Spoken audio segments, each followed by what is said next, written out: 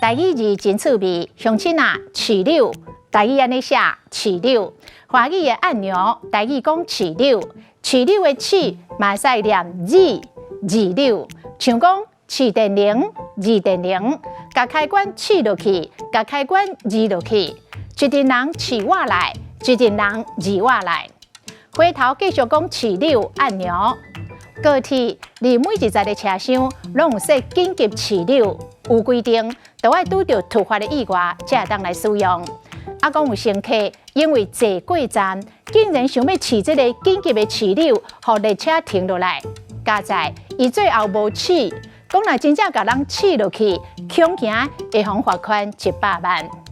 饲柳的柳，若做名词是纽扣，像柳啊，也有拄则所讲的饲柳。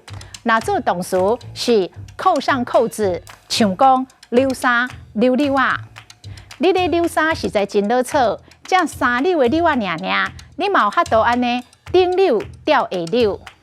柳嘛会使形容真细真细颗粒状的物件，像讲柳仔糕，就是真细蕊的香菇；柳仔茎就是真细粒的菱茎。